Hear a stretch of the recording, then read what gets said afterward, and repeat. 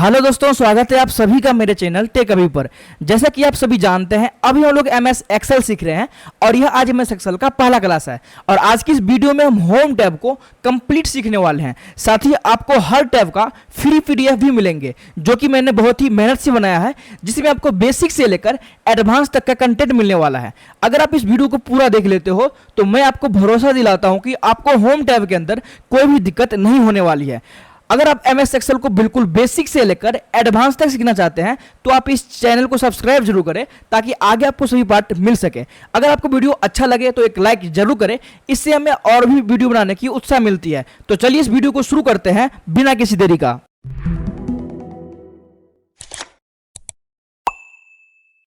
Video में आगे बढ़ने से पहले मैं आपको बता दूं, मैंने इस वीडियो के साथ एक फ्री PDF भी बनाई है, जिसमें हिंदी और इंग्लिश दोनों में होम टैब के फीचर्स डिटेल में दिए गए हैं। यह PDF आपको मेरे टेलीग्राम चैनल पर मिल जाएगा और टेलीग्राम का लिंक आपको नीचे डिस्क्रिप्शन बॉक्स में दिया हुआ है। वहां से आप बिल्कुल फ्री में डाउनलोड कर सकते हैं और प्रैक्टिस कर सकते हैं। तो चलिए अब हम अपने MS एक्सेल को ओपन कर लेते हैं। तो इसके लिए यहाँ पर हम विंडो की के साथ R को प्रेस करेंगे और यहाँ पर हम टाइप करेंगे एक्सेल और यहाँ पर एंटर को प्रेस कर देंगे। अब यहाँ पर मेरा एक्सेल ओपन हो जाएगा और यहाँ पर इसको हम थोड़ा सा बड़ा करते हैं। ओके, अब यहाँ पर हम समझने वाले हैं होम टैब के इन सभी ऑप्शंस के बारे में। तो यहाँ पर जो सबसे पहला ऑप्शन है होम टैब में क्लिपबोर्ड का, इन सभी को समझाने से पहले यहाँ पर मैं एक फाइल को ओपन कर लेता हूँ, जिस पर मैं आपको यहाँ पर समझा सकूँ। तो यहाँ से हम स्टूडेंट मार्कशीट लेते हैं और ओपन कर लेते हैं। तो यहाँ पर आप देखेंगे, ओके, तो यहाँ से हम शीट 1 पर जाएंगे और यहाँ पर हमने पहले ही एक मार्कशीट बना कर रखा है। यह मार्कशीट हम कैसे बनाते हैं या फिर डाटा एंट्री कैसे करते हैं, यह वीडियो मैंने आपको पहले ही बताया था, आप मेरे चैनल पर जाकर देख सकते हैं। तो यहाँ पर हम सबसे पहले समझते हैं होम टैब के अंदर जो सबसे पहला ऑप्शन है क्लिपबोर्ड का। क्लिपबोर्ड के अंदर आपको यहाँ पर ऑप्शन मिल जाता है कट, कॉपी, पेस्ट और एक फॉर्मेट पेंटर। तो सबसे पहले यहाँ पर हम कट, कॉपी, पेस्ट को समझते हैं। तो यहाँ पर सबसे पहले कॉपी दिया है। तो कॉपी का मतलब होता है आप किसी भी डाटा को डुप्लीकेट कर सकते हैं, यानी कि अगर आपको कोई भी डाटा कॉपी करके किसी अलग जगह यूज करना है तो आप इसके मदद से कर सकते हैं। अब मान लीजिए यहाँ पर मुझे इस सभी मार्कशीट को कॉपी करके एक अलग शीट में देनी है, तो इसके लिए हम यूज करते हैं कॉपी का। जैसे कि अभी मुझे इस सभी को सिलेक्ट करना है, तो यहाँ पर अपना कर्सर रखेंगे। जैसे आप 1 क्लिक करते हैं तो यहाँ पर आप देख सकते हैं एक बॉक्स आ चुकी है। अब आपको अपने माउस में लेफ्ट बटन को प्रेस करना है और यहाँ पर इसको कुछ इस तरह से आगे ड्रैग करना है और यहाँ पर फिर आपको नीचे ड्रैग करना है। जिस किसी चीज़ का आपको कॉपी चाहिए बस आप उसको ऐसे सेलेक्ट कीजिए। सेलेक्ट करने के बाद आपको यहाँ पर देख सकते हैं पूरी सिलेक्शन आ चुकी है। इसे हम बोलते हैं रेंज, यानी कि अब इस रेंज के अंदर जो भी चीज़ है वो चीज़ यहाँ पर हम कॉपी या फिर कट कर सकते हैं। तो यहाँ पर सेलेक्ट करने के बाद आपको यहाँ पर क्लिक करना है कॉपी पर। जैसे ही आप यहाँ पर कॉपी पर क्लिक करते हैं तो आपके सामने अब यहाँ पर देखेंगे बॉर्डर के साइड में एक यहाँ पर मूविंग बॉर्डर आ चुकी है, यानी कि यहाँ पर बॉर्डर थोड़ा थोड़ा यहाँ पर मूव कर रहा है। इसका मतलब होता है कि आपने यहाँ पर कट या फिर कॉपी का यूज किया है। अब आपको जहां पर भी पेस्ट करना है आप सिंपल उस सीट पर क्लिक करेंगे। उस सीट पर क्लिक करने के बाद आपको यहां पर इसको पेस्ट करना है, तो सिंपल आप पेस्ट पर क्लिक कर दीजिए। ऑटोमेटिक आप यहां पर देखेंगे सभी डाटा यहां पर कॉपी पेस्ट हो चुका है। अब यहां पर आप देखेंगे यहां पर मूविंग जो बॉर्डर है वो यहां पर अभी तक आ ही रही है। इसको हटाने के लिए आप क्या कर सकते हैं, यहां पर आप ESC यानी कि अपने कीबोर्ड में एस्केप बटन को प्रेस कर सकते हैं, जो आपके कीबोर्ड में सबसे पहला बटन होता है एस्केप का। तो यहां पर हम क्लिक करते हैं तो आप यहां पर देखेंगे वो मूविंग बॉर्डर यहां से हट चुकी है। अब आप यहां पर देखेंगे तो शीट 2 में भी ये डाटा आ चुका है। तो इस तरह से आप किसी भी डाटा को कॉपी कर सकते हैं। इसी तरह यहाँ पर दूसरा ऑप्शन आता है कट का। अब कट और कॉपी में बस इतना सा ही डिफरेंस है, जब भी हम किसी डाटा को कट करते हैं तो वो यहाँ से हट जाती है, लेकिन जब हम कॉपी करते हैं तो यह डाटा यहाँ से हटती नहीं है। जबकि यहाँ पर हम दूसरे शीट में पेस्ट करते हैं तो वहाँ पर भी एज रहता है। अभी आपने देखा कि जब हम कॉपी किए थे तो यहाँ पर भी था और वहाँ पर शीट नंबर 2 पर भी था, लेकिन इस बार हम अगर कट करते हैं तो यहाँ से यह सभी डाटा यहाँ से हट जाएगा और जिस भी शीट पर हम कॉपी करना चाहते हैं वहाँ पर यह कॉपी हो जाएगा। जैसे कि यहाँ पर इन सभी को करते हैं सेलेक्ट, कुछ इस तरह से रेंज को सेलेक्ट करने के बाद यहाँ पर आप क्लिक करते हैं कट पर। जैसे कट पे क्लिक करेंगे और यहाँ पर शीट 2 पर आएंगे और यहाँ पर आपको सिंपल पेस्ट पे क्लिक कर देना है। अब यहाँ पर आप जाएंगे शीट 1 में, तो अब यहाँ पर देख सकते हैं वो डाटा यहाँ पर नहीं है, जबकि यहाँ से शीट 2 में यहाँ पर मूव हो चुका है। तो अगर किसी भी डाटा को आपको यहाँ पर मूव करना है, यानी कि एक सीट पर नहीं रखना है, वही सेम चीज़ आपको दूसरी सीट पर रखना है, तो आप यहाँ पर कट का यूज कर सकते हैं। आई होप यहाँ पर आपको कट, कॉपी और पेस्ट समझ में आ चुका होगा। उसके बाद इसमें जो ऑप्शन दिया हुआ है फॉर्मेट पेंटर का, फॉर्मेट पेंटर का यूज आप तब समझेंगे जब हम यहाँ पर हम फॉन्ट सेक्शन को समझा चुके होंगे।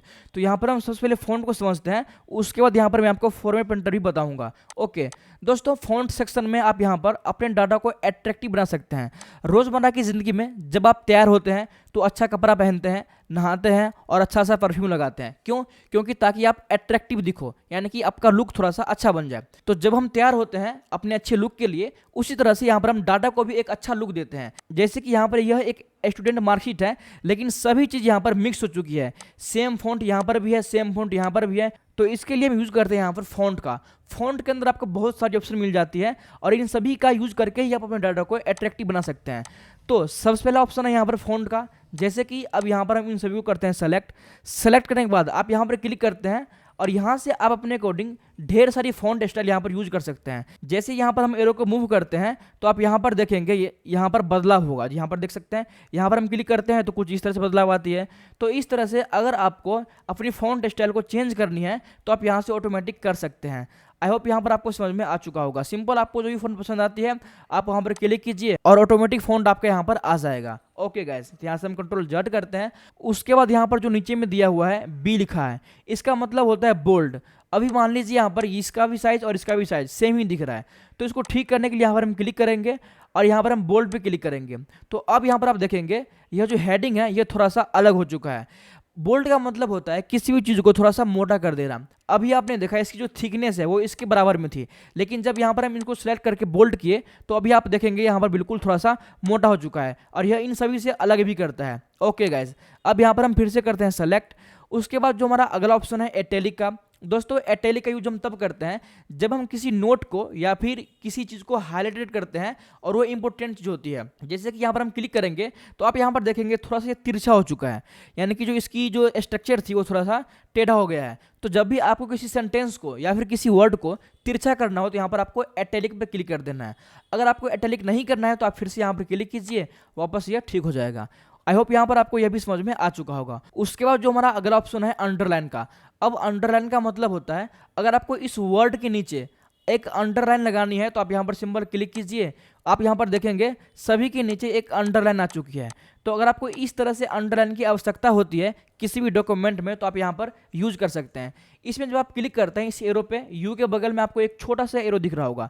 यहाँ पर जब आप क्लिक करेंगे तो आपके सामने दो ऑप्शन आती है, एक तो सिंपल अंडरलाइन जो हमने अभी किया, उसके नीचे एक ऑप्शन आता है डबल अंडरलाइन। यहाँ पर जब हम क्लिक करते हैं तो अभी आप देखेंगे इसके नीचे दो अंडरलाइन आ चुकी है। तो अगर आपको अपने डॉक्यूमेंट में एक अंडरलाइन का प्रयोग करना है तो सिंपल आप 1 पे क्लिक कीजिए यहाँ पर क्लिक करके। अगर आपको यहाँ पर डबल लानी है तो यहाँ पर आपको दूसरे नंबर पे क्लिक करनी है। आई होप आपको यहाँ पर समझ में आ चुका होगा।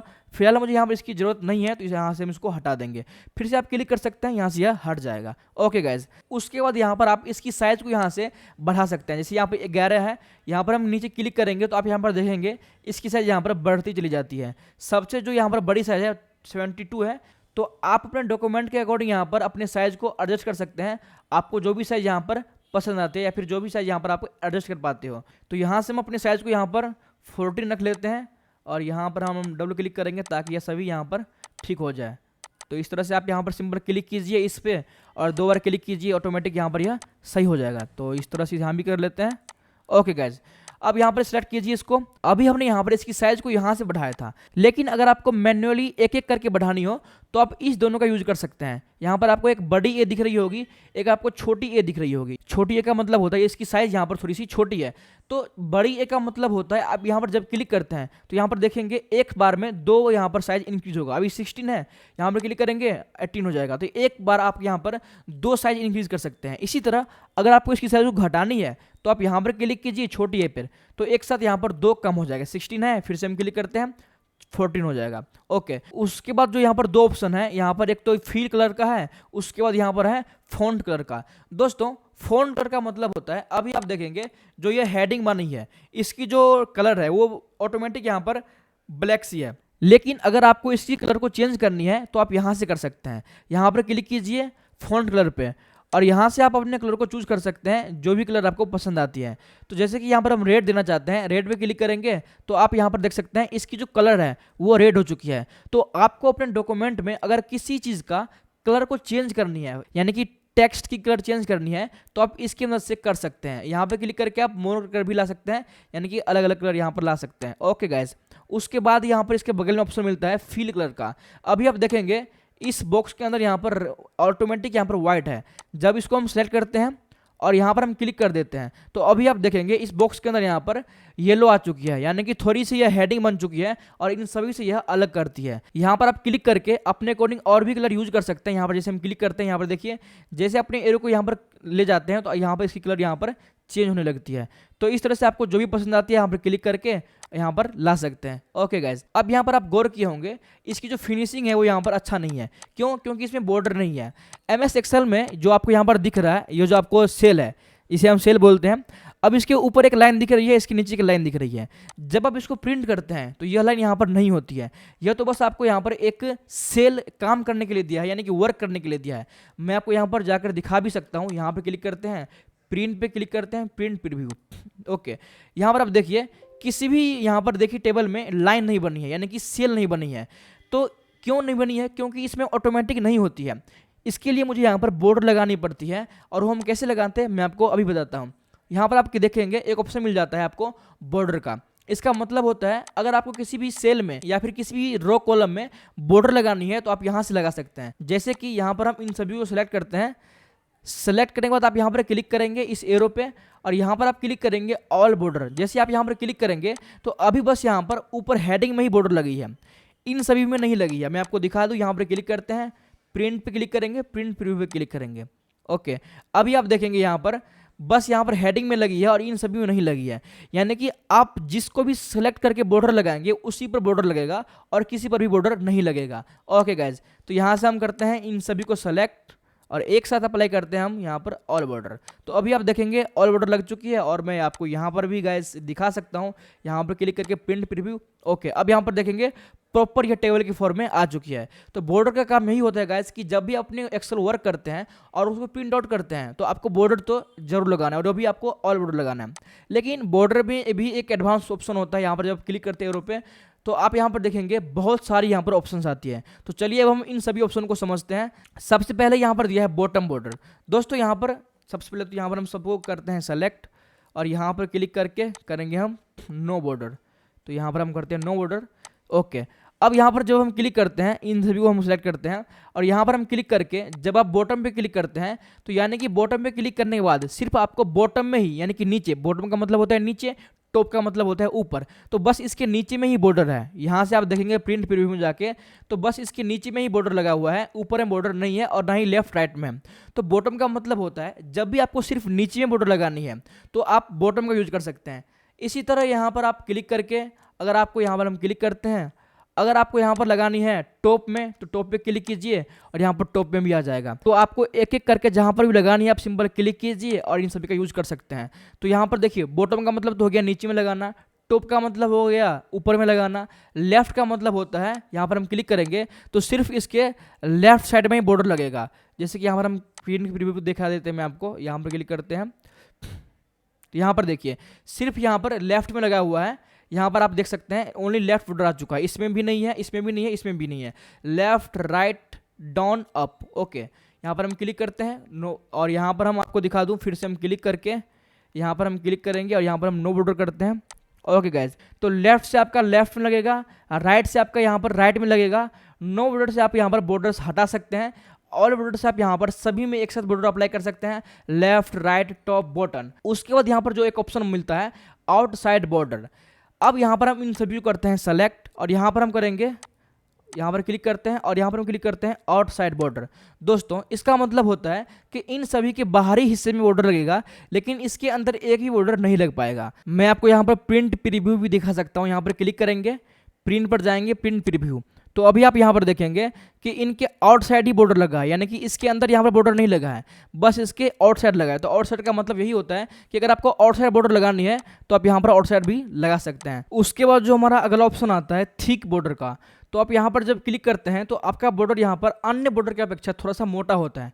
जैसे यहाँ पर हम क्लिक करते हैं तो अभी आप यहाँ पर देखेंगे इसकी बॉर्डर यहाँ पर थोड़ी सी मोटी हो चुकी है, जबकि जब हम नॉर्मल यहाँ पर करते हैं तो जैसे कि यहाँ पर मैं आपको दिखा दूँ, यहाँ पर हम क्लिक करते हैं ऑल बॉर्डर पे, तो अभी आप यहाँ पर देखेंगे इसकी थिकनेस थोड़ी सी पतली है और इसकी थिकनेस यहाँ पर थोड़ी सी मोटी है। यानी कि अगर आपको बॉर्डर मोटी देनी है तो यहाँ पर आप थिक बॉर्डर का यूज कर सकते हैं।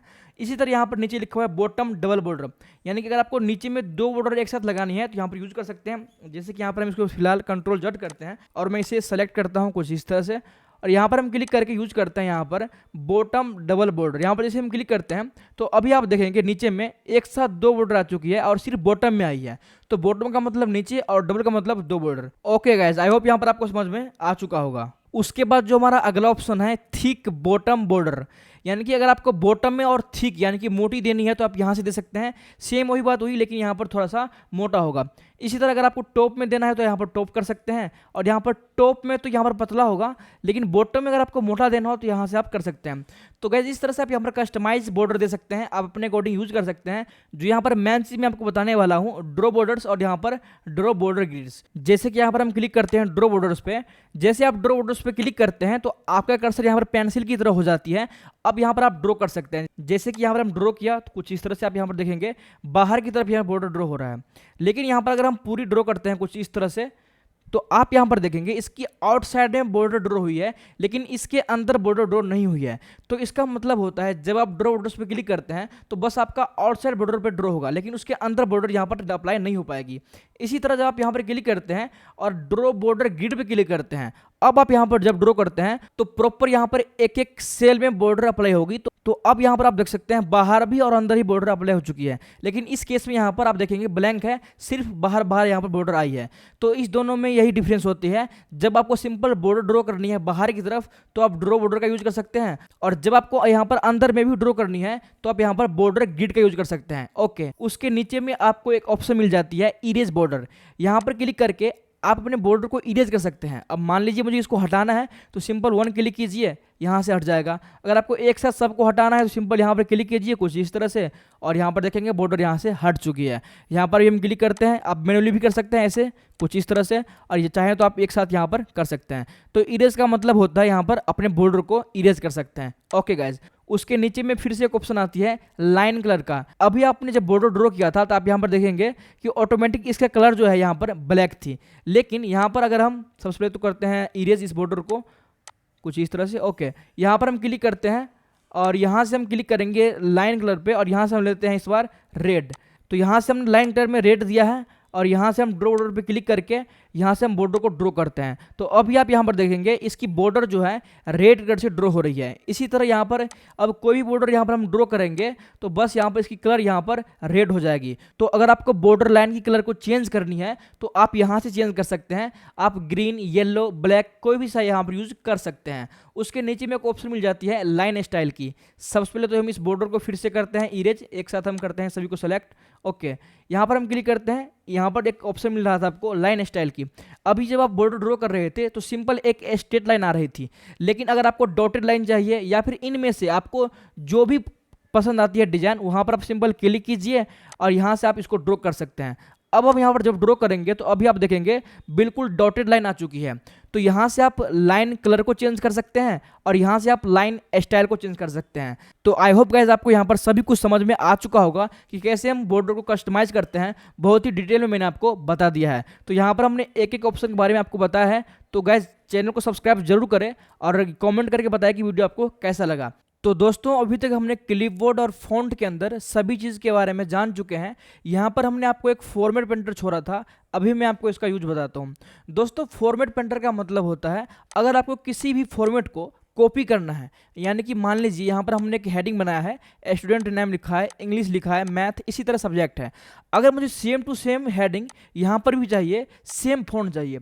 अब मान लीजिए आपके पास कोई ऐसा डॉक्यूमेंट है जहाँ पर यहाँ पर अननोन फॉन्ट है और आप नहीं जानते कि इसमें कौन सा फॉन्ट यूज हुआ है, या फिर आप यह भी नहीं जानते इसमें कितना साइज है, कितना इसको बोल्ड किया है। अगर आप ये सब नहीं जानते हैं और आप चाहते हैं कि कोई ऐसा ट्रिक लगाए जिससे इसका फॉर्मेट ही कॉपी हो जाए, तो उसके लिए हम यूज करते हैं फॉर्मेट पेंटर का। जैसे कि आपको इन सभी का फॉर्मेट चाहिए तो सिंपल आपको एक सेल पे क्लिक करना है, सिंपल आपको क्लिक करके रखना है। क्लिक करने के बाद आपको यहाँ पर यूज करना है फॉर्मेट पेंटर। तो सिंपल आपको यहाँ पर 1 क्लिक करना है। जैसे आप यहाँ पर 1 क्लिक करते हैं तो अभी आप एक चीज गौर किए होंगे, आपका जो माउस पॉइंटर है वो एक ब्रश जैसा बन जाएगा। इसका मतलब है अभी आपका फॉर्मेट पेंटर ऑन हो चुका है। अब आपको इसकी फॉर्मेटिंग जहां पर भी देनी है, जिस भी शीट पर देनी है, आपको उस शीट पर क्लिक करना है। जैसे कि मुझे यहाँ पर शीट 2 पर देनी है तो हमने शीट 2 पर क्लिक किया।